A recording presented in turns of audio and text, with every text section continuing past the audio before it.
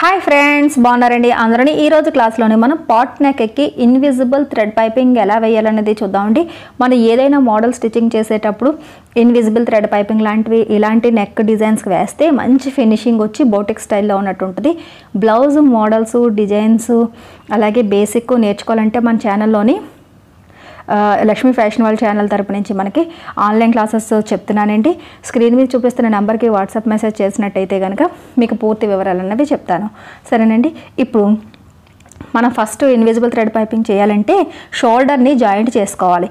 Original పీస్ని వేరుగా, లైనింగ్ని వేరుగా, షోల్డర్ సపరేట్గా జాయింట్ చేసేసుకుని సమానంగా ఉంచుకోవాలి. తర్వాత 1 ఇంచు వెడల్పుని మనం ఏ పైపింగ్ క్లాత్ అయితే వేస్తున్నామో అది తీసుకోవాలి. కాటన్ క్లాత్ తప్ప ఇంకేదైనా వేసుకోవచ్చు. యాక్చువల్గా టిష్యూ క్లాత్ వేసుకుంటే బాగుంటుంది. థ్రెడ్ని మనం జాయింట్లు వేసిన వైపు పెట్టి మన సెంటర్లో పెట్టి థ్రెడ్ని స్టిచ్చింగ్ చేసుకుని ముందు పైపింగ్ని రెడీ చేసుకోవాలి. చూడండి, ఫస్ట్ ఇలా ఒక నాట్ అన్నది ఇలా వేసేసుకోండి. ఆ తర్వాత మన ఈ మెడ మొక్కకి చూసారు కదా, ఇలా మనకి ఈ పైపింగ్ క్లాత్కి సెంటర్లోనే మధ్యలో పెట్టి 2 అంచులు కలిపి ఫోల్డ్ చేసుకుని ఫస్ట్ థ్రెడ్ మీద కూడా నేను కొద్దిగా చిన్న కుట్టు పడేటట్టు వేసుకుంటే థ్రెడ్ జారకుండా ఉంటుంది. అలాగే సింగిల్ ఫూట్ ఉండాలి. అదే రకంగా నార్మల్గా మనం మిషన్ కుట్టినప్పుడు ఏదైతే కుట్టు ఉపయోగిస్తున్నామో సైజు దానికన్నా చిన్న కుట్టులోకి మార్చుకోండి.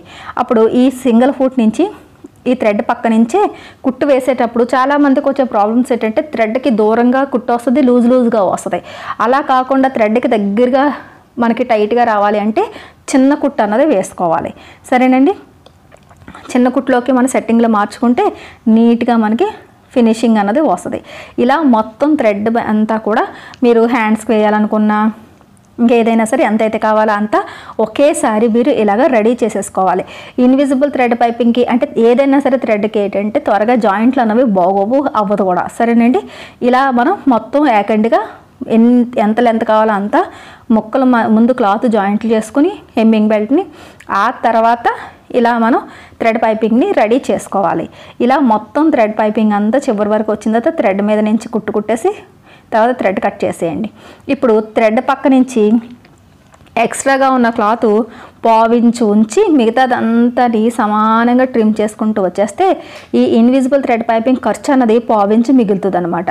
చూస్తున్నారు కదా, థ్రెడ్ తర్వాత 1/4 ఇంచు క్లాత్ వదిలి మిగతా ఎక్స్ట్రా ఉన్నదంతా ఇలా కట్ చేసి కంపల్సరీగా ట్రిమ్ చేసుకోండి. ఇప్పుడు ఏంటంటే కరెక్ట్గానే ఇప్పుడు చూడండి, ఈ ఒరిజినల్ పీస్కి లైనింగ్ ఒరిజినల్ కూడా షోల్డర్ కుట్లు కలిసేటట్టు ఒకదాని మీద ఒకటి పెట్టినప్పుడు ఈ అతుకులు జాయింట్లు ఉన్నాయి చూసారా, అవి పై భాగం వైపు ఉండాలి, బయట వైపుకే ఉండాలి. లోపల 2 కూడా రైట్ సైడ్లో ఉండాలి. చూసారు కదా, కుట్లు కనిపిస్తున్నాయి కదా, ఇలా అనమాట. ఇలా ఉన్న తర్వాత కరెక్ట్గా షోల్డర్ 2 కుట్లు సెట్ అయిన తర్వాత నెక్ అంచులకు సమానంగా పెట్టుకోవాలి. ఎప్పుడు కూడా ఈ బ్లౌజ్ కటింగ్ ఆల్రెడీ మీకు నేను షేర్ చేస్తున్నానండి. ఒకవేళ మీకు తెలియకపోతే కనుక మెడ కటింగ్ చేసినప్పుడు ఇలాంటి ఇన్విజిబుల్ థ్రెడ్ పైపింగ్ పెట్టినప్పుడు చేద్దాం అనుకున్నప్పుడు లైనింగ్ని ఎక్స్ట్రాగా కటింగ్ చేయకూడదు. అంటే ఒరిజినల్ పీస్ని లైనింగ్ అంచు ఎలాగైతే ఉందో ఒరిజినల్ పీస్ అంచు కూడా అలాగే నెక్ కటింగ్ చేసుకోవాలి. అప్పుడే మీకు ఫినిషింగ్ వస్తుంది. ఇలాగా 2 వైపులా కూడా నెక్ వైపు సమానంగా ఉండేటట్టు చూసుకుని ముందు పిన్నులు ఇలా పెట్టేసుకోండి. ఒరిజినల్ కింద పెట్టుకుని లైనింగ్ పైన పెట్టుకుంటే ఇంకా బాగుంటుంది. సరేనా. తర్వాత నెక్ సెంటర్ ఉంది చూసారా, సెంటర్ పాయింట్కి ఇలా సెంటర్లో చేసి ఒక పిన్ పెట్టండి. పిన్ను మరి అంచుకి దగ్గర కాకుండా కొద్దిగా దూరంగా నేను చూపిస్తున్న విధంగా ఇలా సెంటర్లో పెట్టుకోండి. ఆ సైడ్ ఒకటి, ఈ సైడ్ ఒకటి, 2 అంచులు చూసారు కదా, లైనింగ్ అంచులు ఒరిజినల్ అంచులు సమానంగా కటింగ్ చేయడం వల్ల మీకు నెక్ చాలా ఈజీగా సెట్ అయిపోద్ది అనమాట. అలాగే ఫ్రంట్ పార్ట్ కరువు తిరిగే దగ్గర ఎక్కువగా జరుగుతుంది కాబట్టి ఆ కరువు దగ్గర చేసి దూరంగా ఒక పిన్ పెట్టేయండి. అలాగే ఇటువైపు ఫ్రంట్ వైపు కూడా ఒక పిన్ పెట్టేయండి.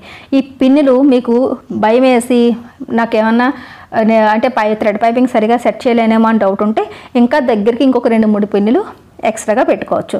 కుట్టుకి దగ్గరగా పెడితే ఏమవుతుందంటే అంచుకి దగ్గరగా పెట్టకండి, మనకి ఇన్విజిబుల్ థ్రెడ్ అంటే పైపింగ్ పెట్టడానికి కొద్దిగా కష్టం అవుతుంది. అదే కొద్దిగా ఇలా ఈ మాత్రం డిస్టెన్స్ మెయింటైన్ చేశారనుకోండి మీకు ఈజీగా ఉంటుంది. ఇప్పుడు మనకి ఎక్స్ట్రాగా ఏమైనా అతిగా అనిపిస్తే ఎక్కడన్నా ఒరిజినల్ పీస్ మనకి కటింగ్ అది కొద్దిగా లైట్గా ట్రిమ్ చేసేసుకోండి, లైనింగ్ కన్నా ఎక్కువ అనిపిస్తే.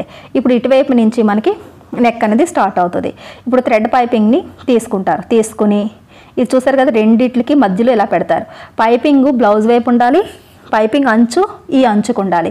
ఇది ఎప్పుడూ కూడా కొద్దిగా ఎక్స్ట్రా ఉండేటట్టు ముందుకి ఇలా పెట్టి ఇలా పెట్టడం వల్ల ఏంటంటే మనకి పైపింగ్ అంచు, ఒరిజినల్ అంచు, అలాగే లైనింగ్ అంచు 3 అంచులు సమానంగా ఉండేటట్టు చూసుకుని థ్రెడ్ పైపింగ్ సింగిల్ ఫూటే కాబట్టి పైపింగ్ పక్కనే కుట్టు అనేది పడుతుంది.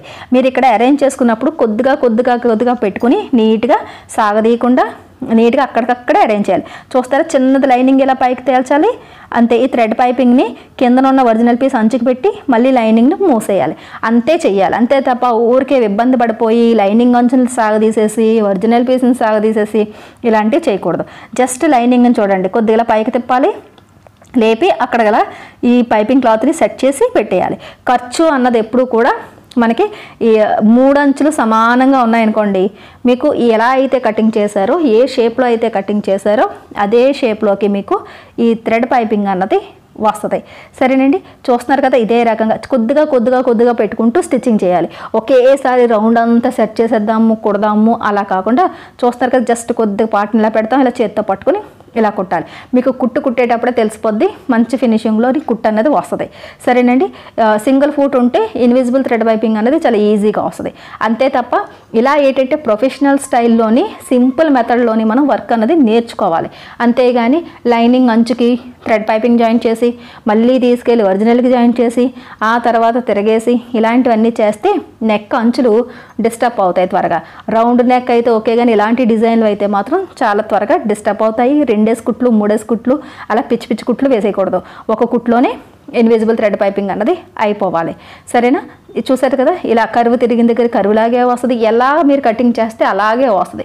ఎందుకంటే థ్రెడ్ పైపింగ్ క్లాత్ కూడా మనం క్రాస్ కటింగ్ చేసాం కాబట్టి మీకు అంచు ఎలా ఉంటే అలా ఈ థ్రెడ్ పైపింగ్ అంచు కూడా మీకు తిరుగుతూ ఉంటుంది. సరేనండి, చూసారు కదా అందుకే నెమ్మదిగా చూపించాను. జాగ్రత్తగా వీడియోలో చూపిస్తున్నట్టుగా మీరు స్టిచ్చింగ్ చేసుకుంటే ఏ మోడల్ అన్నా ఇన్విజిబుల్ థ్రెడ్ పైపింగ్ మీరు చేసేసుకోగలుగుతారు. దీనివల్ల ఏంటంటే ఈ అంచులు మనకి గుచ్చుకోకుండా ఉంటాయి, హెమ్మింగ్ చేసుకునే పని ఉండదు, టాప్ స్టిచ్ల పని ఉండదు, అంటే పాదం ఖర్చులు వేస్తా కదా అది ఉండదు. చూసారు ఇప్పుడు పిన్లన్నీ తీసేసిన తర్వాత ఇలా తిరగేసిన తర్వాత ఇలా చిన్న కటింగ్స్ అనేవి పెట్టండి. నార్మల్గా ఇన్విజిబుల్ థ్రెడ్ పైపింగ్కి రౌండ్ నెక్కి కటింగ్ పెట్టాల్సిన అవసరం లేదు. ఇలాంటి డిజైన్స్ కరువులు గట్ట తిరుగుతాయి కాబట్టి కొద్దిగా చిన్న కట్స్ పెట్టుకుంటూ ఫస్ట్ నుంచి లాస్ట్ వరకు వచ్చేయండి. అలాగే ఈ ఇన్విజిబుల్ థ్రెడ్ పైపింగ్ వేయడం వల్ల ఏంటంటే షోల్డర్ కుట్లు ఇన్విజిబుల్ అవుతాయి. అలాగే థ్రెడ్ పైపింగ్ యొక్క అంచు క్లాత్ అన్నది బయటకు కనిపించకుండా ఇన్విజిబుల్ అవుద్ది.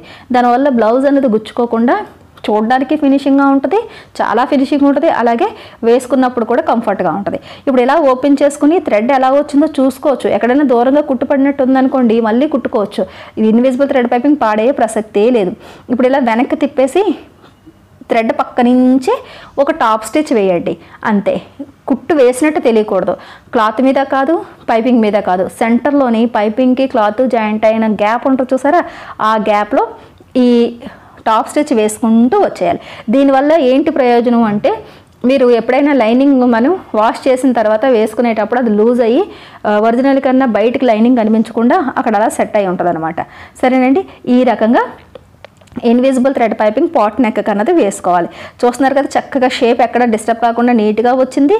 అలాగే చూసారు కదా ఇక్కడ మనకి ఇలా అంటే షోల్డర్ కుట్లు మనకి ఇన్విజిబుల్ వచ్చాయి, కనిపించట్లేదు.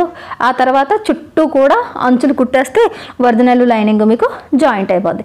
ఆ తర్వాత డాట్స్ వేసుకుని మిగతా ప్రాసెస్ అంతా నార్మల్గానే స్టిచ్చింగ్ చేసుకుంటారు. వీడియో నచ్చినట్లయితే కనుక ఒక లైక్ ఇవ్వండి. మన లక్ష్మీ ఫ్యాషన్ వాళ్ళ ఛానల్ని సబ్స్క్రైబ్ చేసుకోవడం మర్చిపోకండి.